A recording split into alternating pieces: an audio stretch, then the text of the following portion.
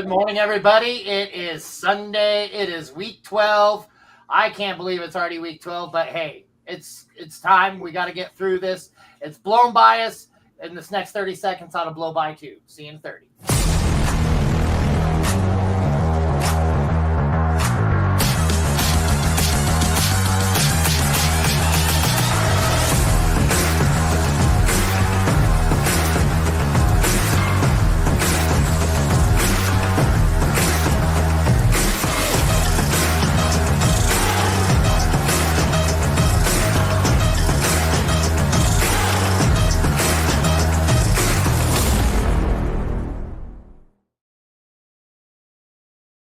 All right. It is that time again. It is week 12. I can't believe we're already talking about week 12. This season has blown by. It's been a really fun one. It's been a really crazy one. Hopefully you guys have been following us and we've got you where you need to go, getting ready to go to the promised land, to the fantasy football playoffs, and then further the fantasy football championship. But we're not going to be able to do this alone. So we're going to have to use guys that we have that are experts, that are amazing at this job. And starting off with my man on my left, Joe, how are we doing this morning? I'm just transitioning from normally being a bottom, and it's pretty refreshing, I must say. But I'm watching ESPN right now, and they're talking about the 26 touchdowns between Amon-Ra St. Brown, David Montgomery, and Jahmyr Gibbs. And it's just like, the world has come full circle for us guys growing up. The Lions, as soon as Barry Sanders and Calvin Johnson left, and even while they were there, stunk.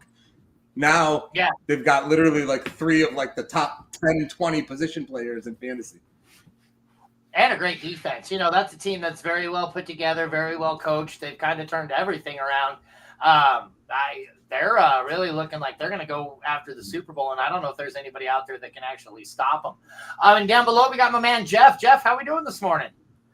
Hey, man, always good to be with you boys on a Sunday morning. Joe, don't act like you're not lazy and always aren't on the bottom when you're at home. So come on, don't act like you're unfamiliar with that territory. So we'll get into week 12 action. I always love it representing the 413, baby. Even though I'm in South Carolina, always representing Western Mass 413. Let's get into it. I love it. Yeah, speaking of that, though, real quick, though, little did I know, a year ago, this T-shirt was a good investment for, I think it was 6 weeks total. And at the beginning of the season, I kind of chuckled at it. I'm like, well, that was a novelty that's way, already way past its prime. And here we are 12 weeks later. What is more unpredictable about the NFL season than understanding now in week 12, we got Tommy Cutlets heading back on the field as the starting quarterback of the New York Football Giants. And no Daniel Jones is backup, man. Daniel Jones asked for that was crazy, man. That went from bad to worse. I feel like as a Giants fan now, or for a Giants fan, not as a Giants fan, for a Giants fan. I know Daniel Jones probably wasn't the hopeful future, but man, I feel like he's probably better than DeVito. We'll see though. And now they're not going to have a chance.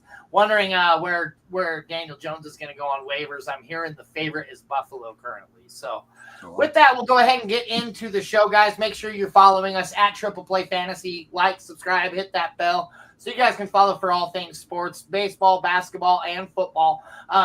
Basketball's under full swing. We got our guys doing that. They're on every Tuesday night. Make sure you're giving them a follow, giving them a look. And with that, Joe, I'm going to go ahead and lean it over to you for some injuries, my man. Yeah, I keep on saying it. I'm shocked by the few amount of relevant fantasy injuries in week 12. We got hit pretty early in the year, but for the most part, these teams have healed up. The big quarterback injury of the week, obviously, Brock Purdy not playing San Francisco at Green Bay. San Francisco at this point is teetering on starting to win games to even have a chance of making the playoffs. That would have probably been one of the game of the weeks if he was playing. Brandon Allen starting in his absence. You would assume that's a nice little advantage for Green Bay. The running back position, the two bigger stories of the week injury-wise, DeAndre Swift's been questionable, but it looks like he is going to play. One that's kind of come last minute, Alexander Mattinson will not play for the Raiders. And actually, the funny part about that is Zamir White is also doubtful. So it's looking like Amir Abdullah will be the starting running back for the Raiders today. I'm not sure you'd want to be starting him in a league. However, I got to assume he's sitting there at like 3,500 and 4,000 on DraftKings and FanDuel, respectively. So something to consider there. From a wideout perspective, again, another pretty clean area. Malik Neighbors is questionable today, expected to play. Mike Evans expected to make his return for the Bucks. That's a big deal. Keenan Allen, questionable, expected to play. I mean, it's pretty, CeeDee Lamb, questionable. He's going to play. I don't even think he's questionable anymore. So we are pretty clean. Tight end, I know that George Kittle's been banged up, but it looks like he's going to go this week. Jake Ferguson out for the Cowboys. So Luke Schoonmaker will get to start. He actually caught a few balls last week once Ferguson went out with a concussion. Could be relevant. And that is basically it. That's about as clean as you can get for Week 12 NFL injuries. Luke Schoonmaker? Is that the guy's name? Schoonmaker. Well, is that it's a busy time of year for him. I don't know if he can play today. Could Dallas make it more obvious that they're attempting to tank at this point for Shedeur Sanders? I don't know, to put in Luke Schoonmaker. So okay, interesting. He comes from a long line of lemonade salesmen. No, he's actually been relevant this whole entire season as far as like targets on that team goes, but he hasn't been doing anything with those targets. We'll see if that changes, man. That whole Dallas offense has been kind of a fantasy dead zone landscape. We're going to go ahead and lead this off with some questions here, guys. We got this one coming in from Joe's dad. Joe's dad asks, DeVito or Addison in a Superflex half PPR? And Jeff, we're going to go ahead and let you lead this one off here. Well, so I mean, usually we say a tie goes to running back. That doesn't even matter in this case. We're talking super flex here, so we're talking QB versus wide receiver. To me, this is a no-brainer. Even though you got Tommy Cutlets, did he move out of his parents' basement in New Jersey? We're still not sure, but that's a better matchup at home against Tampa Bay. He'll have much more opportunity than our friend Mr. Addison. I think they're in Chicago. Chicago's defense has actually played halfway decent football recently, and getting Sam Darnold to get him the ball more so than any points that Tommy DeVito could put up, I just don't think it's going to happen. So you got to go quarterback, in my opinion. I don't disagree with that. I think DeVito has shown himself as to be a serviceable quarterback. I think that Addison has been pretty mellow this whole entire season. He's had a couple of decent games in there. Just hasn't been getting the target share. I think DeVito's the volume play, and I think DeVito's the better super flex play. What do you think here, Joe? Yeah, I think sometimes with the super flex, I think we see it in our league a lot, Jeff. I mean, last year, right? You drafted Jeff in this league last year, drafted Justin Fields, and who was the other guy? Jalen Hurts, super early.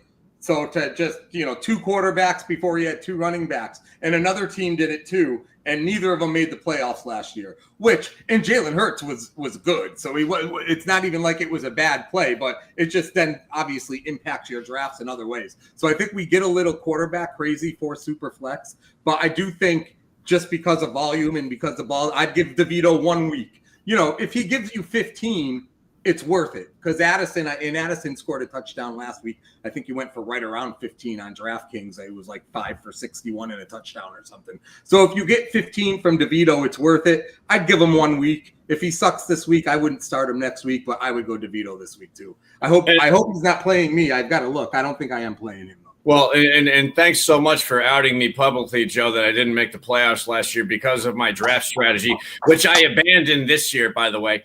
So and you're hot. We'll put that aside for now, but yeah, thanks for torpedoing me in front of the whole Blitz audience here. So thank you. I love it. Yeah, no, I feel like that's the accountability that you get here at the Blitz that you don't get everywhere else. Is we'll call you on your bullshit. So the big difference here at Triple Play Fantasy. We got our man Kevin Turner showing up. What's happening, man? He says, "What's going on, fellas? How y'all doing?"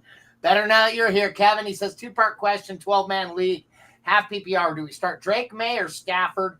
Also, we need a wide receiver 2 to start Demario Douglas, Darius Slayton, or Alec Pierce. Thanks in advance. Joe, lead us off here. Yeah, this is a tough one. 12-team. Tell you what, 12-team league, week 12, no pun intended. That is not for the weak at heart. You got to put your fantasy big boy pants on in a 12-team league at this point in the season. So, and then Stafford, the Rams are funny because every time they start to get really hot and you think like, all right, here come the Rams now. It's a wide open division. They kind of have a shitty game. And then on the other hand, you got May, who obviously is the rookie coming on. He had 20 DraftKings points, ironically, last week against Stafford in the Rams.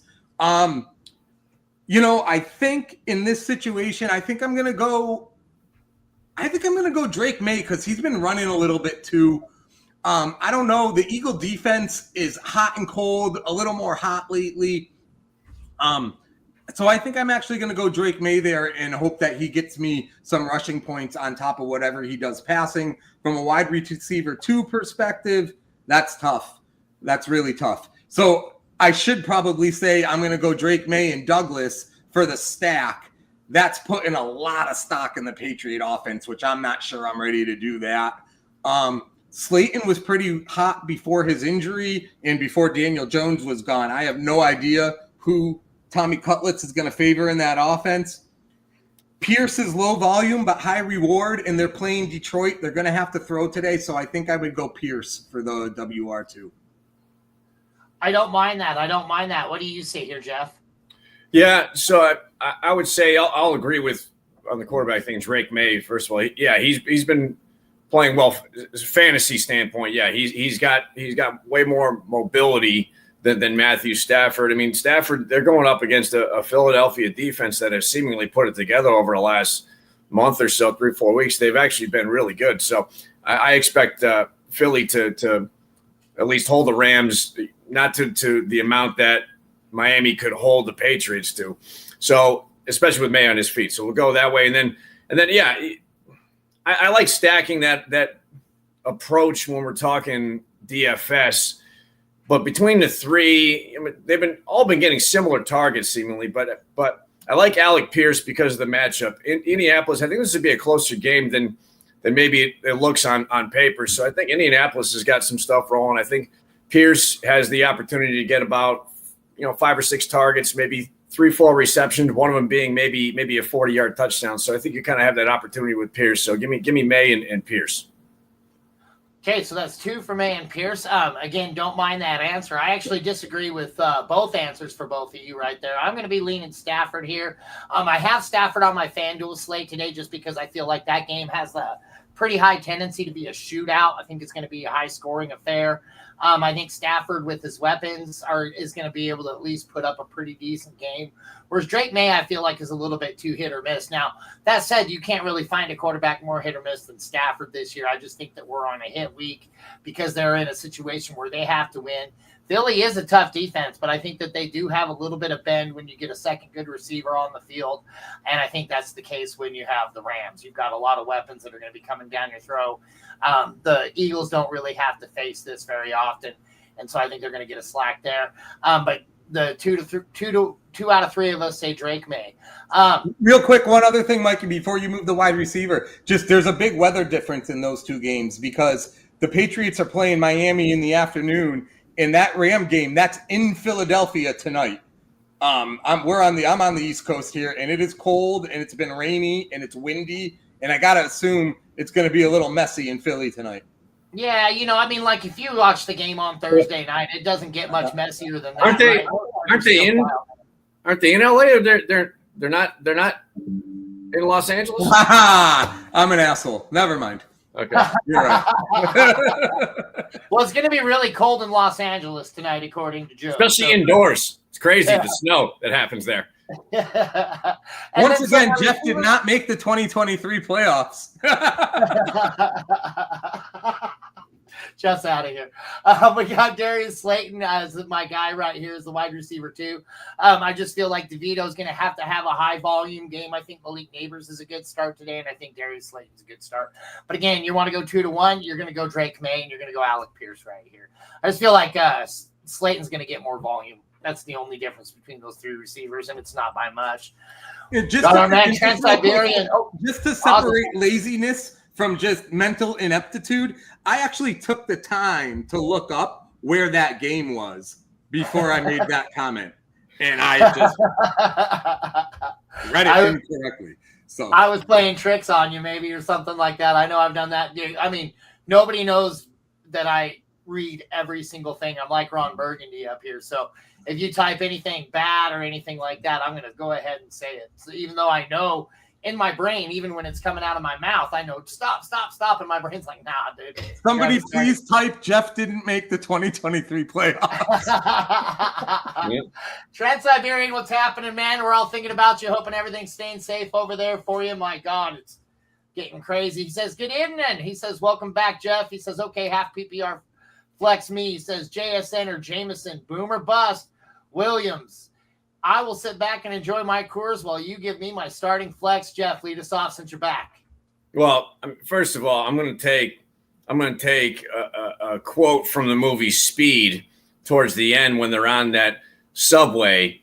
So yeah, I didn't make the 2023 playoffs, but yeah, well, I'm taller. So that's all that matters. Anyway, so of those two, good to hear from you, Trans-Siberian. I'm Jeff Mesha. Like Ron Burgundy, but in any case, of those two, JSN, Jameson Williams has not put it together back-to-back weeks. I don't know, maybe if ever. He's kind of like Gabe Davis, except a little bit better than Gabe Davis and puts up better numbers than Gabe Davis, but we don't hate him as much as we hate Gabe Davis or A.J. Dillon for that matter, or Tyler Boyd. We won't add to that list. Give me JSN. I like it. What do you say here, Joe? Yeah, I'm going to go JSN. I was just, I'm looking at JSN. I think at the beginning of the year, I felt like he was kind of wide receiver 2.5 on Seattle. Early on, he was kind of hit or miss, although Lockett wasn't doing a ton either. I think he's clearly the number 2 now. That being said, I don't know if I support Jeff in his assessment of Jameson Williams. I think that he's come on, and the weeks where Goff has a big week, and it does happen. Jay, I'm looking for his stats right now real quick. Williams has been pretty relevant. So I like Jameson Williams. I just don't like him as much as I like JSN, who I think at this point is like wide receiver 1.5 for Seattle. And it's a lot of targets too for him. Metcalf, obviously the big play guy, but if you're in a PPR, he's getting like double-digit targets and catches on these big weeks. He just read that on the same phone that he read the weather report in Philadelphia. Why? What did I miss now? Yeah, right.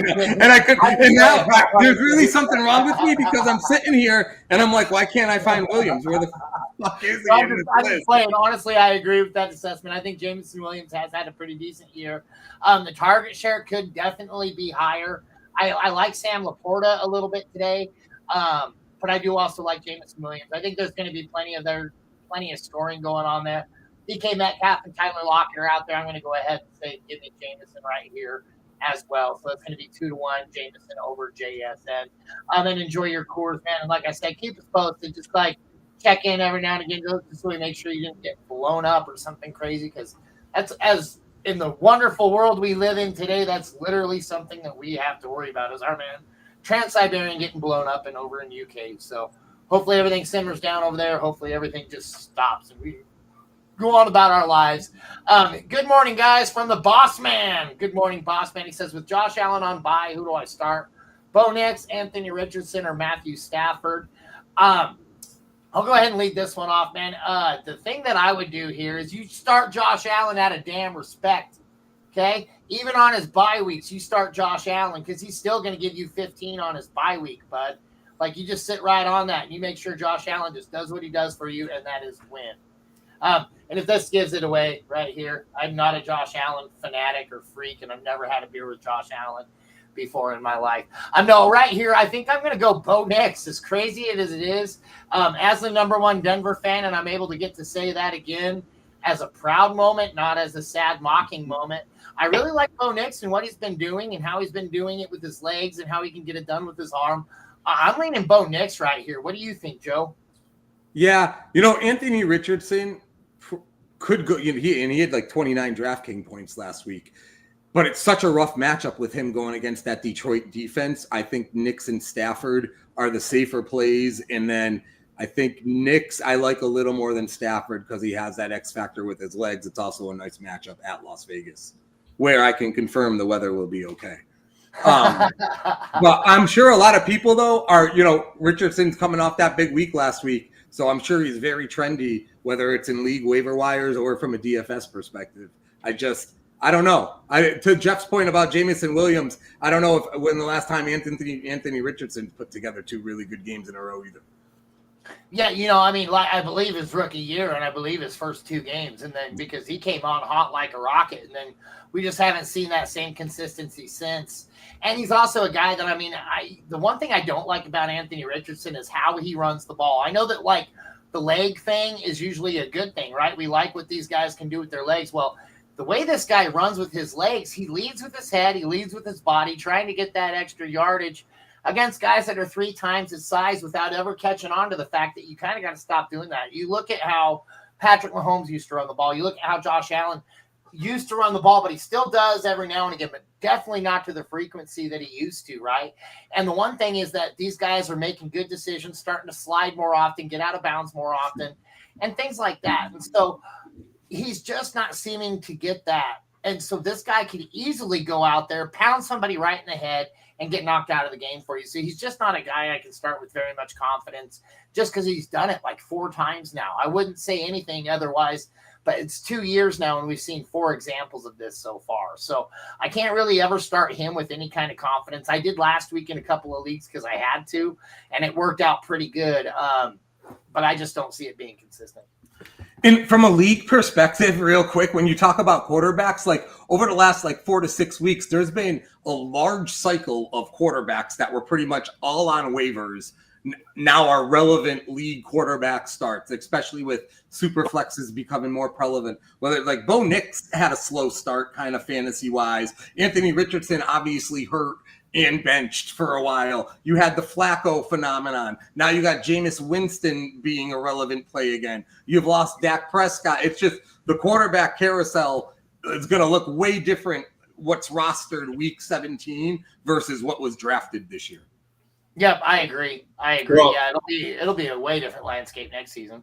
And then, I don't know if Boss Man wants my input on that one, by the way, there, fellas. So, I'll be with Josh Allen suiting up in Philadelphia for tonight's game. So, but so I'll go Bo Nix. I agree with the Anthony Richardson points. That does have the highest over-under of the week. I'm throwing out Stafford immediately because they're playing Philadelphia, which I already mentioned. The Philadelphia defense is been tough and putting it together. So you go with the 2 guys that have some running capabilities. I think Bo Nix with a great matchup there in Las Vegas. I think he's going to have a hell of an opportunity. So give me Bo Nix. I got you, and I apologize, Jeff. I thought I let off with you on that question right there. I don't think that's ever happened in the years that we've done this. I don't think I've ever. Look at that dude. So a bad first time for everything, but a first time for everything, and I apologize, my man. You deserve better. You deserve better than that. Oh, we got Daniels are hurt again at this quarterback. This for me, MC says. Jeff, lead us off here since I forgot you last time. Well, I'll tell you, man. For me, this is just matchup alone. This is Daniels all the way because Dallas can give up rushing yards to probably Joe, and they're tanking it. Perhaps, maybe not obviously, but to me, it's almost looking obvious with what we call him, Luke Sconemaker and Cooper Rush. So Washington's going to have plenty of time with their offense on the field. I think Daniels. And you can run against Dallas, so I think Daniels is going to get some decent rushing yards along with his passing yards. Not that Hurts isn't a good play in L.A., not at home, but in L.A. He'll get some points, but I think the opportunity for Daniels to get more points versus Dallas is higher than Hurts at the Rams. Yeah, I actually agree with that take right there. I think that I see, like I said, I think that game in Philadelphia is going to be a pretty big shootout. I think we're going to see a lot of scoring, but I think Washington pummels Dallas. I think Daniels gets at least 1 in the end zone with his legs today and probably 2 through the air. I think he's going to have a monster game, so I'm leaning Daniels here. What do you say here, Joe? It's funny, DraftKings for the main slate today, which is 10 games, has Daniels as the most expensive quarterback at $7,000. And the interesting thing about it, and love Daniels overall, he's carried me in my seasons for a lot of my leagues this year, but his last 3 games have only been 14, 8, and 19.9. Philly, Pittsburgh, Giants, so 2 good defenses. And they're winning which is for the most part they lost last week. Actually, no, they've lost 2 in a row. They lost to Philly and Pitt. I don't know. I love Daniels.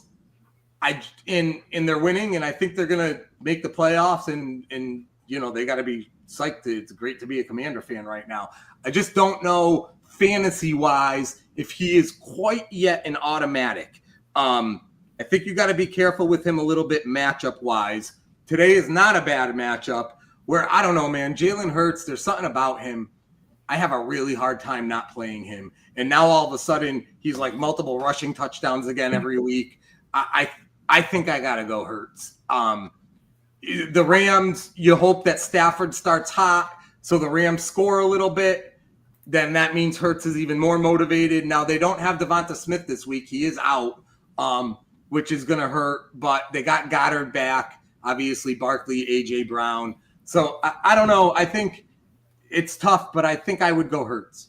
Yeah, I don't think there's a wrong answer here. I think that I think either one of these guys are going to get you where you need to go.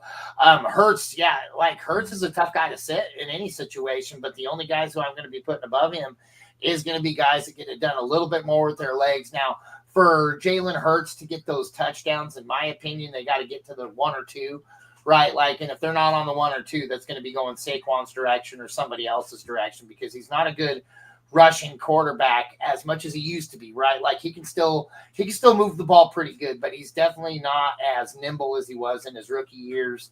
That said, like I said, you get within the 1 or 2, it's guaranteed Jalen Hurts touchdown, because you can't stop that. You can't stop the Philly special right there on the 1 or 2 yard line. So I get it. Like I said, I just don't think that there's really a wrong answer here. I just think that Daniels has a better matchup today. And it's not by much. I like both of those matchups even. So we got McLaurin or Smith and Jigba. And I'll go ahead and lead this one off. I think I'm going to go with McLaurin here, because I just went off about Daniels, and I think Daniels is going to have a good game. I think last week was a fluke for McLaurin.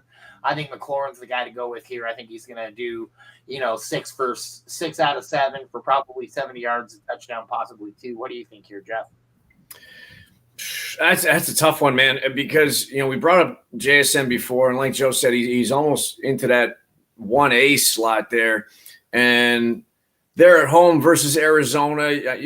You can put up some yardage on Arizona. McLaurin's, I tell you, man, McLaurin's kind of just hot and cold sometimes. Not as much as Jameson Williams, but it's almost like Jane Daniels will look at him a lot one game, and then a little bit here and there. He'll still get some yardage, but to me, I don't know. JSN just might be a little bit more consistent than McLaurin. So yeah, they're probably going to put up some points against Dallas. I'm wondering how much of that is going to come on the ground and how much they're really going to need to pass. So I'm leaning JSN here. Wouldn't be a show if Mikey wasn't muted. I was going to say, I agree with that. I don't mind that take right there. I just feel like McLaurin's going to get a game today. What do you say here, Joe? Well, I'll be transparent at this point. This one was one that no one in one of my leagues threw out. I don't know. This is 50-50 for me. I've really enjoyed having McLaurin in multiple leagues this year, but last week was a little jarring. That saw, I lost a couple of close fantasy games where he put up 5 for 50. I would have won them. So seeing him go 1 for 9 or whatever the hell it was, that was shocking to see. At the same time where you've got Smith and Jigba coming off a double-digit target and double-digit reception game. I think, for me, I have McLaurin in a couple of leagues, so I feel like for this week I'm protecting myself a little bit, and I'm going to bench him in one, but start him in the other. But if you had to go, put all your eggs in this basket, one league, McLaurin or Smith and Jigba, Joe, let me pause you during your thought process and give you this stat. The last three games, total yardage for JSN is 359 yards. The last 3 games for JSN. Just saying. And all 3 are good games. It's not 2 monsters and 1 bad game. They played Buffalo, the Rams, and San Francisco. So not schlubs. I think I'm ready to pull the trigger on Smith and Jigba here today, because to Jeff's point, if Brian Robinson has 2 1-yard touchdowns in the first half, or maybe one's Jalen Daniels and one is Brian Robinson, which is very realistic, and and the Cowboys, without Dak, Washington can win this game without McLaurin having to have a big game. Arizona's a pretty legit team, so that Seattle-Arizona game, A, it's a big game, which that's kind of funny to think that it would have been. B, I think Seattle is kind of, there's a rapport being built there with Geno and JSN.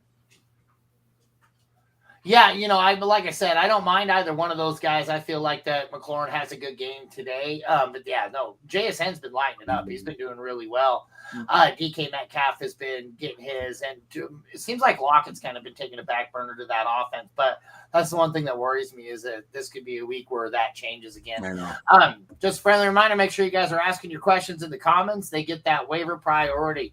We got Steve M _41. He asks Christian Watson or Calvin Ridley today. Jeff, lead us off. Oh, man, I hate these two options, but if I have to pick between the two, God, can you get – I might add Calvin Ridley to the list of A.J. Dillon, Tyler Boyd, and Gabe Davis. We might go Calvin Ridley on that one too because that's about as useless and much of a letdown as this guy is. Give me Christian Watson. I think Watson had a pretty big game last week, and so you usually don't want to base your pick off of 1 week alone. But they're playing San Francisco. I think that San Francisco you can throw against them, and they're at home. So I think of the two, I don't like either one of them all that much, but I'll go Watson over Ridley. I actually agree with that. It's close, and it's close to the very bottom of the barrel. I almost think that I might try to go get like a Wan'Dale Robinson off the waiver wire or Darius Slayton off the waiver wire over playing either one of these guys today just because, again, I think it's going to be a high-volume passing game for New York. Christian Watson, you're chasing points, and there's a lot of options over there. But Calvin Ridley, week after week, should just be dominating on that offense, and he just isn't. He has his games, and, but really it's almost like 3 or 4 games a season, and that's it. He doesn't really go outside of that. It's kind of like Amari Cooper, but even somehow less effective and less consistent. So it's not that close to me. I'm thinking it's Watson, but I'm not liking it. What do you think here, Joe? Hold on a sec. Let me get but are we talking Stephen Michael Iarachi? Is this the Steve M _41? Is that who we're talking about here? We are. It's a family affair today, man. If that's the case, start Ridley, Steve. Start Ridley. He's the man. Are you playing him? I don't know. Either way, I think I am playing him. Even if he's not. Ridley, big time. So go on the waiver wire and get a guy named. No, I'm just kidding. So my initial response before I looked at any stats was Watson, and I knew that Watson went for 4 for 150 last week. But then when I looked at the stats a little closer, I actually kind of switched course to Calvin Ridley, and I can tell you right now, 100% certainty, I've never had Calvin Ridley on a fantasy team. I've never started him on a DFS lineup. To Jeff's point, I'm not a big Calvin Ridley guy, but it's hard. With Green Bay, you got Watson, you got Reed, you got Wicks, you got Dobbs, you got Kraft, who actually got shut out last week, which was bizarre in itself. Tennessee doesn't have that, and they traded Hopkins midseason. So the one thing with Ridley, his target share the last 6 weeks is 6.98, 15.98. So, and he's turned, last week he had 9.4 for 58, but the week before that, he went 5 for 84, 2 touchdowns, 5 for 73 the week before that, 10 for 143 the week before that. So as much as I don't like Ridley, there's a little something there. They're playing Houston, so obviously no environment to worry about. In my opinion, I'm going to bet on trash fourth quarter Ridley points to outdo Watson. It's going to be close. I get the Watson pick. I like Watson more overall, but I have a hard time ignoring the target share that Ridley has there for Tennessee. Yeah, he's like I said, the guy should be wide receiver 1 week in, week out. We're just not seeing it, although we should be. That's the one thing is I just don't have a lot of confidence in that offense overall. Go Watson, Steve. I was doing reverse psychology. So go Watson, Steve. Based on Joe's stuff. Go Watson. Trans-Siberian jumps back in. He says, defense, Houston or Washington, Jeff. So many Gabe Davis references. It's because secretly he loves Gabe Davis and he lives with him. He's his roommate. Just so you know, they're Trans-Siberian. That's something we never tell anybody, that Gabe Davis actually lives with Jeff. He's very messy, so it's very personal for Jeff. We'll go ahead and let you lead this off, Jeff. What do you got, Houston or Washington? Yeah, go, Gabe. Stay in the shower. I'll be right there. So the shower, Jesus. Yeah, I just made it really weird. You could have been eating a bowl of cereal in the kitchen. It would have been okay. All right, Gabe, just leave, Gabe. Just leave. So back on the question. I mean, this is actually a halfway decent question, because it's really tough. You would think Washington would be a good pick, but their defense hasn't been that great. But with Dallas having Luke Schoonmaker and Phil Skywalker and Cooper Rush on their offense, you have to assume Washington's defense is going to do a little bit better than Houston's against Tennessee, especially if Ridley is going to put up the numbers that Joe is saying. So give me Washington. I don't mind that answer. What do you say here, Joe? I'm going to go Houston.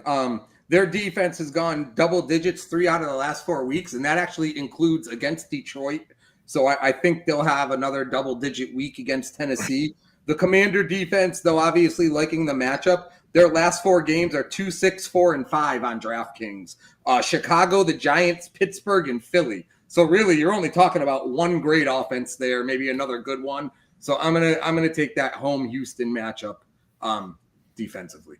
Yeah, I actually agree with that. I think that defense looked really good last week, and I think they've been looking good week after week, getting better, getting stronger. That team's actually starting to look really that they're priming in for a final run there, and they're going to try to show these top megalodons, like, you know, you've got your Bills, you've got your Chiefs. They're going to try to get their hat in that mix and show that they're showing what's up. So yeah, I'm actually leaning Houston here as well.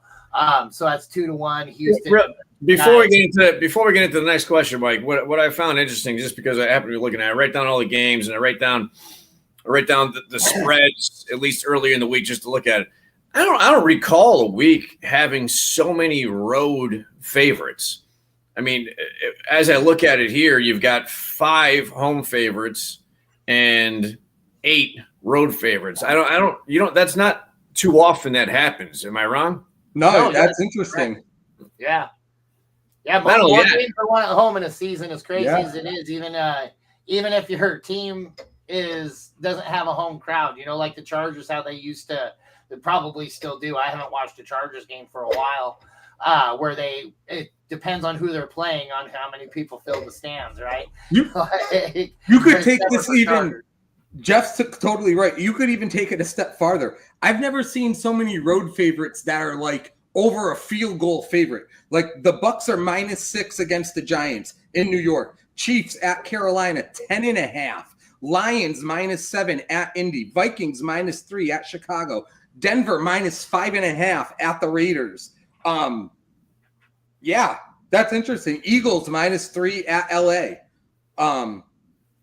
And the Ravens -2.5 at the Chargers. Yeah, that's really interesting, especially at the time of year where, like, not and you made a great point, Mike. If sometimes we overdo the weather thing, it was crazy Thursday night, and Jameis Winston, both quarterbacks, still threw the ball pretty well. But like, this is the time of year where weather starts to make a difference. You know, at least temperature-wise for sure. And we all know the stats with like Miami and Tua in temperature, but also with rain and snow. So it's interesting to have that many big road favorites. Yeah, it is. I don't think I've ever seen that myself, where it's been this high of a ratio. And to me, I don't really have a lot of disagreements with it either. I think these guys go in there and they win their respective games. Although they're like that Chargers one, that's going to be a tough win for Baltimore right there. Chargers have been playing some pretty solid football lately. Let's get to the next one. Here we got Whistle Nuts asks DeAndre Swift or Josh Downs at flex. And I'll go ahead and let you lead this one off there, Jeff, for Whistle Nuts. Well, I gotta love the guy's name, number one. So I tell you, man, I don't like. I mean, Swift. The Bears. Can anybody really figure out what the hell the Bears are doing? They seem great one week, and then they have a good defensive performance, and then the offense can kind of put it together, but then they can't. And I don't really know what the hell's going on.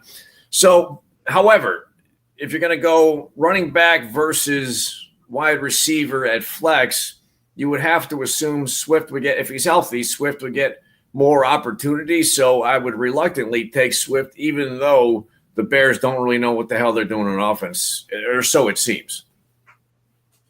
Yeah, I actually agree with that. I don't know if I want either one of these guys, but for me, I'm going to have to lean volume. I think Swift, I agree. I don't think that either of these guys are doing you too many favors, and especially in their respective offenses.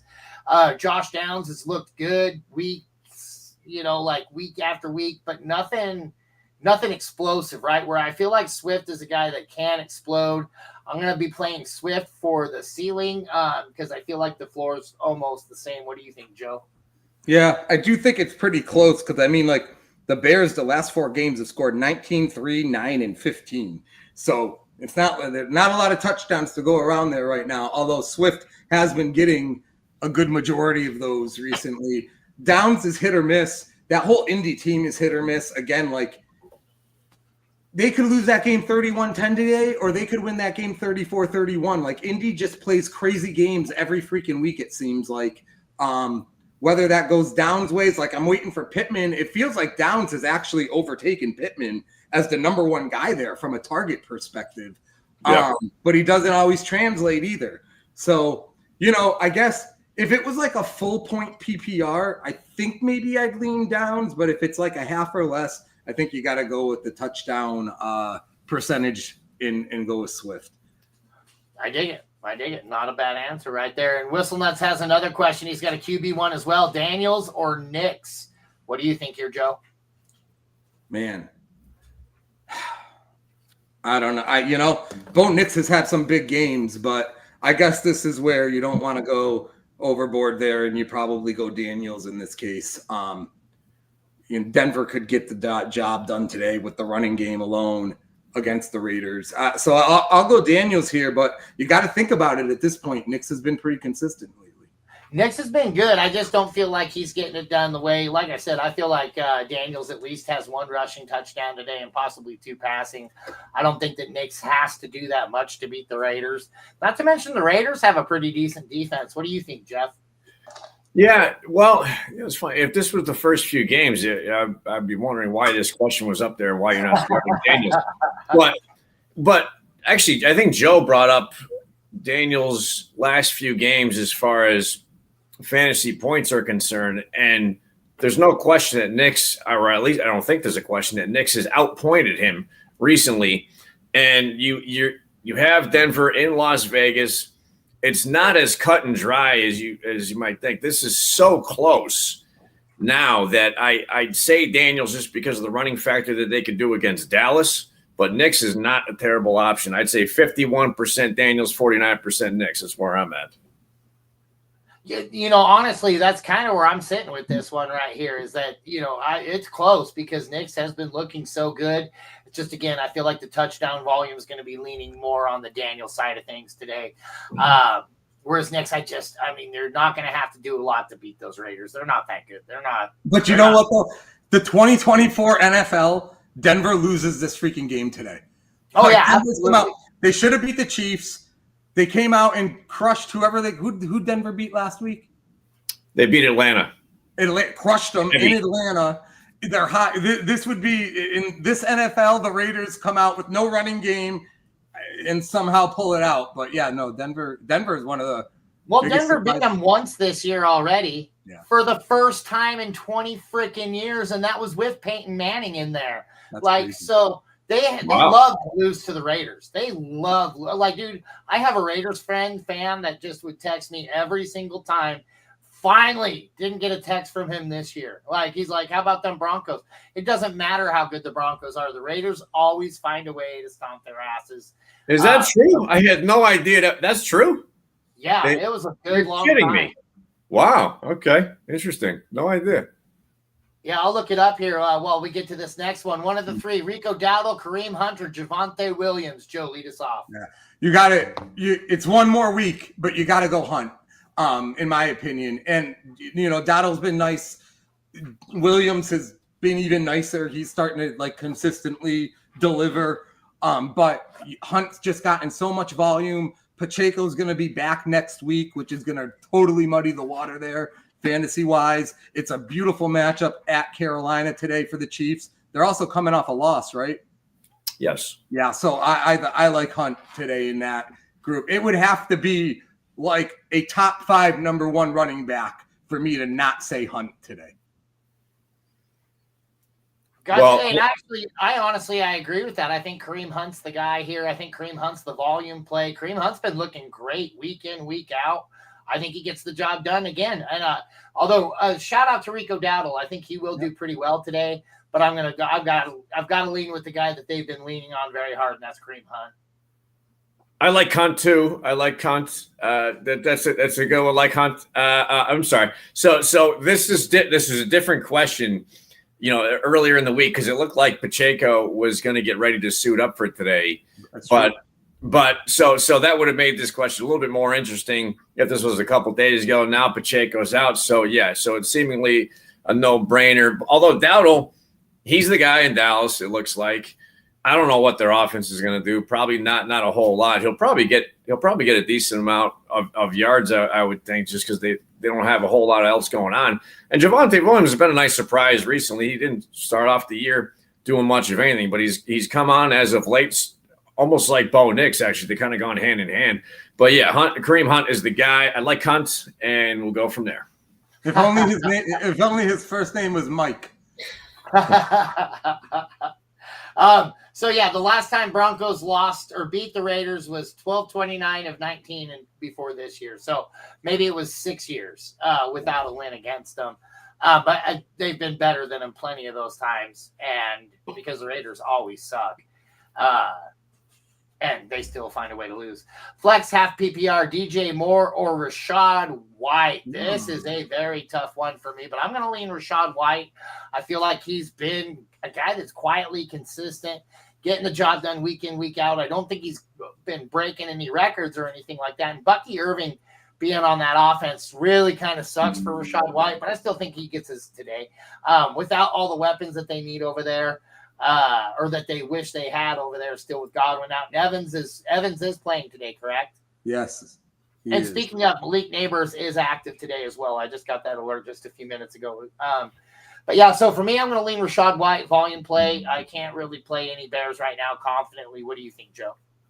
Yeah, I hesitate to sit DJ Moore because it is DJ Moore, and I think he was a little bit better the last week or two, but that's a tough matchup for them today too. The Vikings, Chicago can be a windy place this time of year. White again, Tampa again, coming off the bye against the Giants. I like White here also. I like that. What do you say, Jeff? This is a tough one, man, just because of the we'll call it the Bucky Irving factor, man. Rashad White was going to be the stud there before Bucky Irving has come on, because honestly, they'll probably both get similar amount of targets. We just asked what the hell the Bears offense was. DJ Moore has been a staple there. He hasn't had the year I thought or I expected the guy to have. You kind of thought with Caleb Williams there and the other weapons and everything else, he was going to have a better year than he's been having. So this is really, it's almost like another one that's a 51-49. I'm saying Rashad White just because Ty will go to the running back, but it's closer than I would have thought because of the Bucky Irving factor. I agree. Yeah, that's the thing right there is the Bucky Irving thing that really kind of gives me any kind of hesitation or pause on this. Although, like I said, DJ Moore has been looking better, but not where we need him. Nothing like last year, right? DJ Moore was a monster last year, week in, week out, and he just hasn't been this year. Full PPR, Kittle or Kelsey? Jeff, what do you think here? Man, I'll tell you. So, dude, Kittle has been, and Kittle's healthy, correct? Yes. Yeah. And who's starting at Brandon Allen? Brandon Allen. All right.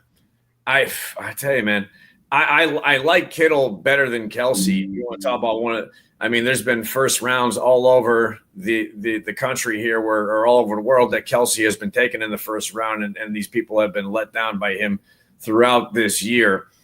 So, gosh, even though you got Brandon Allen, I still think I'm going Kittle just because Kelsey's just not the guy, he has been in years past, and you got Kareem. I like Hunt, and D-Hop's there, and you got some other options. So Kelsey just hasn't had the target share that he used to have.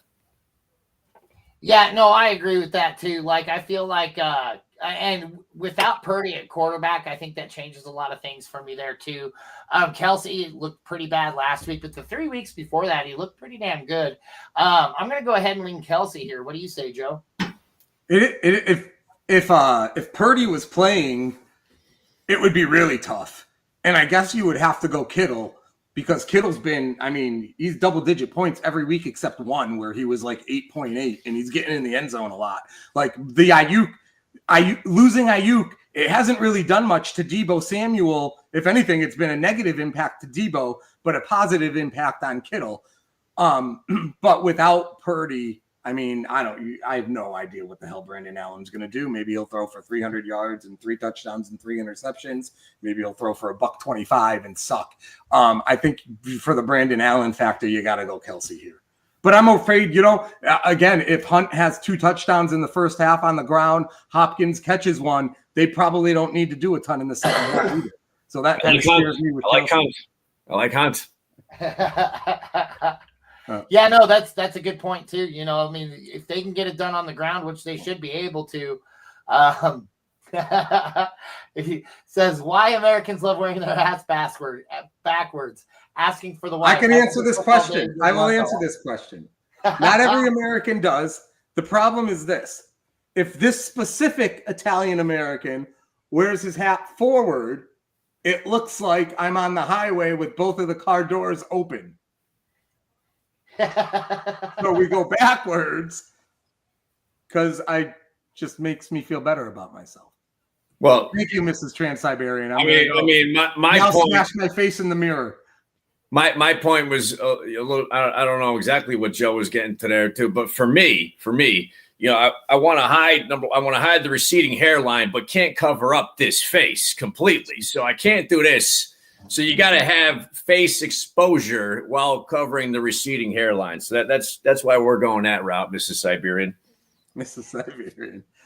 And so as a guy who wears his hat always forward, I grew up with a father that told me that no matter which way my brim was facing, he was going to make my head point the same exact way. So I make sure to keep it forward because I was always afraid to do anything like this because I know he would have smacked me until my head was in that direction.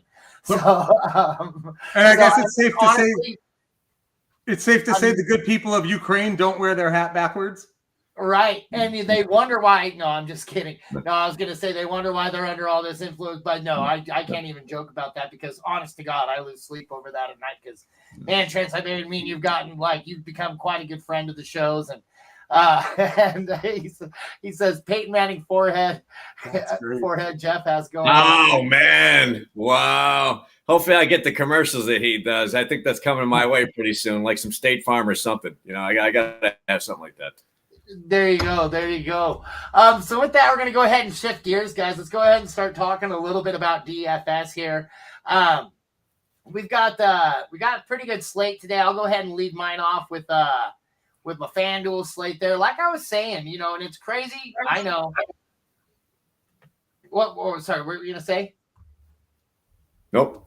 Oh, I thought I caught. Maybe it was just some feedback I caught. So I got Stafford at home against the Rams, or at home against Philly. I was saying that I really think this guy has a pretty good day. I think that's going to be a shootout. I think at worst, this guy's going to give you some garbage time points, I think. Audric Esteem, I think that this guy's got a lot of volume in him, and I think this is going to be a game where they really try to run him down the throat and get the job done. And I think this guy's going to get at least about 50, 60 yards. Possibly a touchdown. At 5,600, he was more of a bargain play than a solid. I'm very happy about a play. We got Tyrone Tracy Jr. at home against Tampa Bay with DeVito being out there. I feel like this guy's going to do okay, and he's looked really good. I'm not going to go because a lot of people go out there with the word league winner, and they use it way too often. But I feel like this guy might actually be a guy that could get you the job done. And at 6,700, to me, that's a pretty good bargain. Stacking up Puka Nacua, this guy's been awesome day in, day out. 24 points last week, 14 before that. The targets is 14-9. I mean, the guy's getting the ball thrown to him a ton. Again, this is going to be a game where they're going to have a high volume game. A.J. Brown is going to be on the other side. Now, this guy, I know a lot of people have been like, where has this guy been? Without Devontae Smith out there, I think we're going to remember what A.J. Brown brings to the table. I think we see a really big game out of him this week. We got Odunze for the Bears. I'm not a big Bears guy. Not very happy about it, but what I am happy about is the 10 targets, 6 receptions, 65 yards. Not very good showing on here, but this guy is due for a touchdown, right? He's only scored once in the very first week. I think that first and third week. I think he's overdue for a touchdown with that kind of volume, starting him up. Laporta against Indianapolis. Laporta with this offense, he's been looking a little bit more and more consistent. 3 for 6 with the touchdown last week.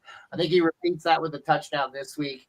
And then we got Kenneth Walker against Arizona. This guy, I mean, 12, 22, 16, 31, 20. He gets the job done. He always seems to be a high volume play. He always gets the rock a lot. I think this week's going to be no different.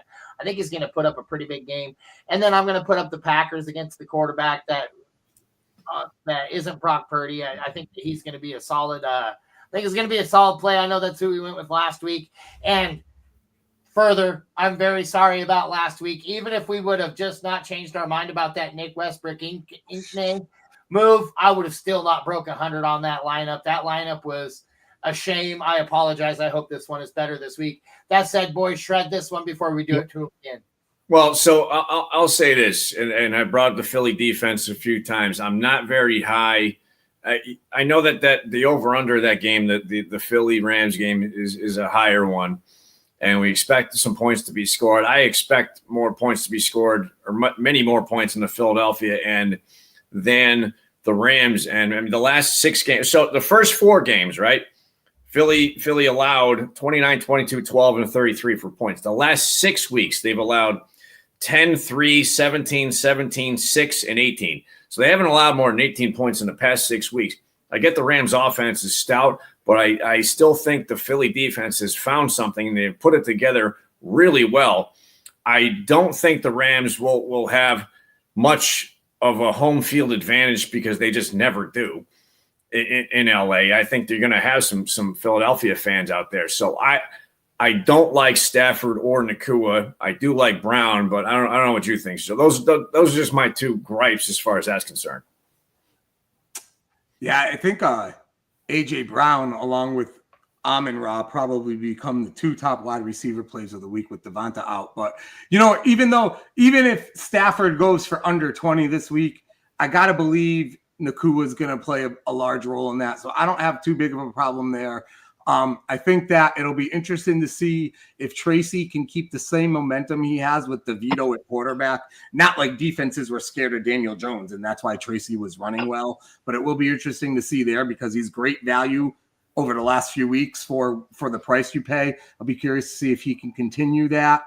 I kind of like Laporta for the price this week, Odunze for the price. Kenneth Walker, I agree with everything that you said about him. He's been really good, dependable, touchdown heavy. I just, without looking, 8,100 feels a little steep for him. Versus what else you could get there, which off the top of my head, I'm not sure of. And then on the other side of that, I had the Vikings defense going, but on DraftKings, the Packer defense is 600 less. So I'm now that Purdy's not playing, I'm kind of shuffling to see where I can save that 600 and apply it somewhere else. So I love that play for sure. So you mentioned who you could get for that. We've been talking all day about we like Hunt, and so Kareem Hunt, 7,500 versus 8,100. You think that's a better play there, Joseph? Yeah, I would save 600 there. Yes, even because you could sell me on saying you think Walker's a parallel play to Hunt this week. That's fine. He's been very consistent. So then I would just say, okay, if they're tied, I'll take the $600 back. So that. Fair point.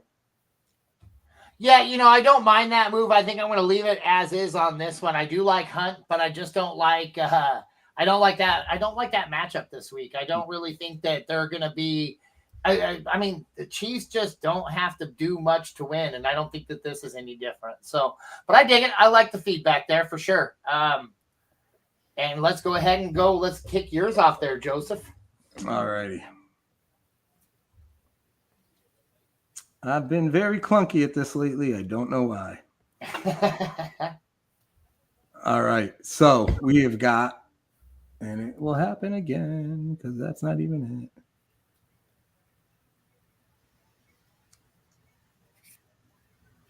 Come on. While he's doing that, Look at this. Nothing's happening. Please wait while your lineup cards load. There we go. I'll tell you what, man. I never thought, and this is Mikey's. Your influence is officially here.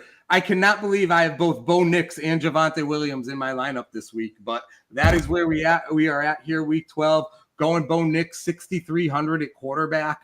I love saving money at quarterback. Usually that's one of my higher salary guys, and it's just hard to argue the production. 31-16, 18-29 in its last 4. He was phenomenal against Atlanta last week, and it's a great matchup against the Raiders this week. This guy you just can't ignore. Well, I'll go to Hunt first. There you go. What's crazy to me is that you have a $2,300 difference between Mixon and Hunt. I just don't think those guys are that far apart. We've already we've beaten Hunt to a dead horse today, so let's talk about Mixon.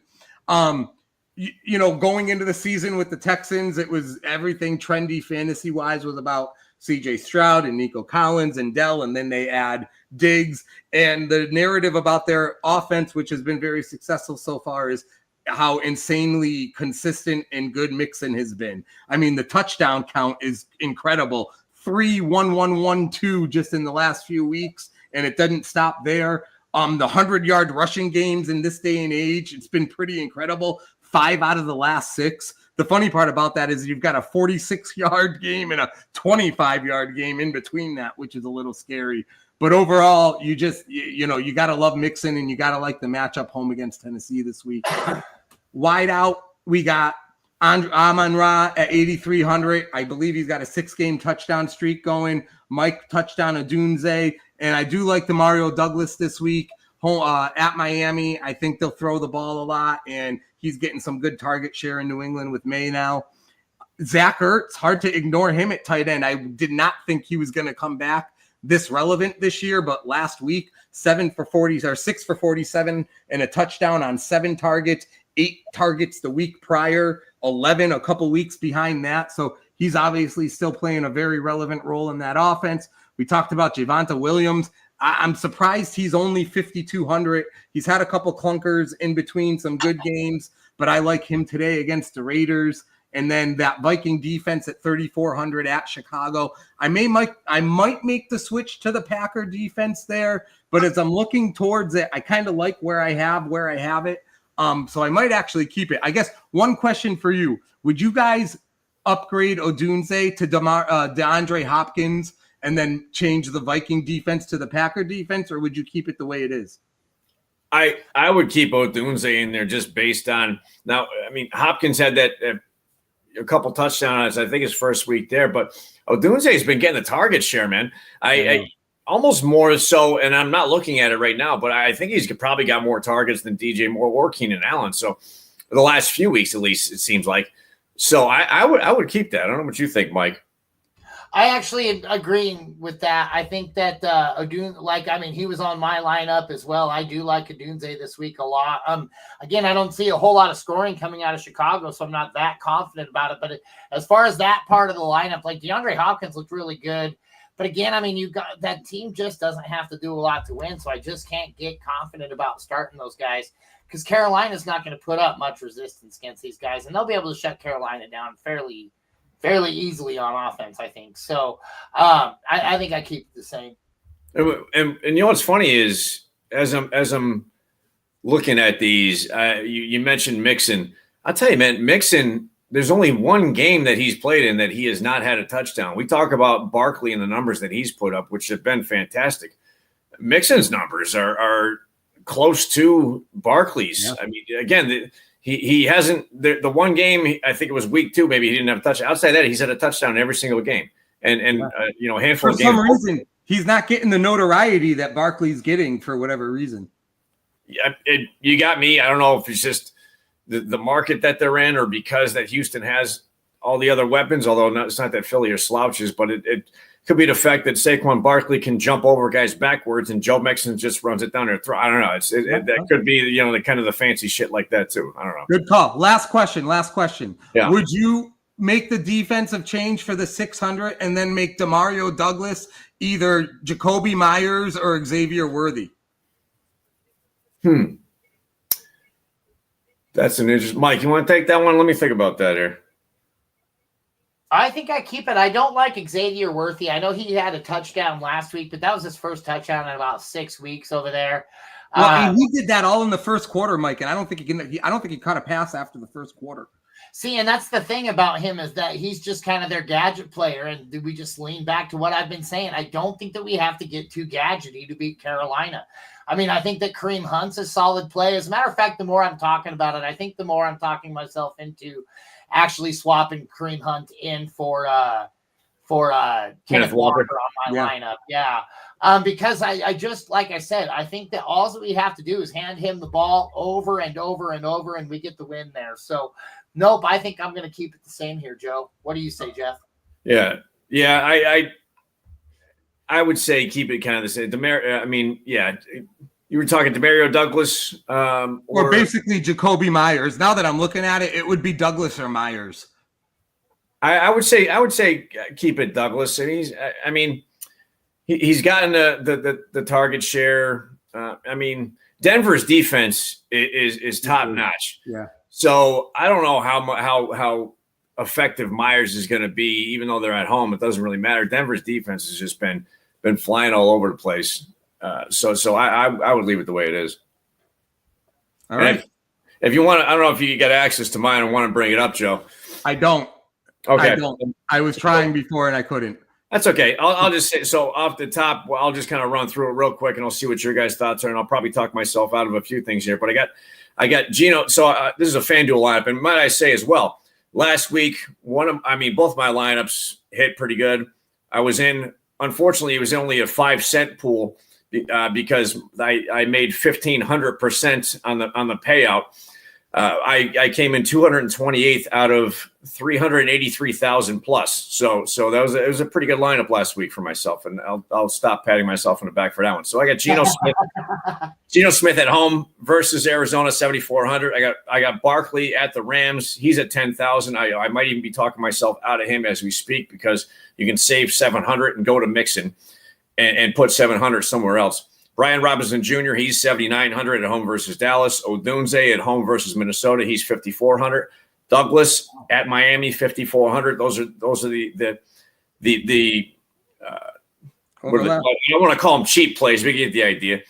Waddle, I got him 5,900 at home versus New England. I also got Ertz at tight end at home versus Dallas. My flex is Jacobs at home versus San Francisco, and then I got the Broncos D at Vegas. And as we talk about, like I said, I'm gonna switch out.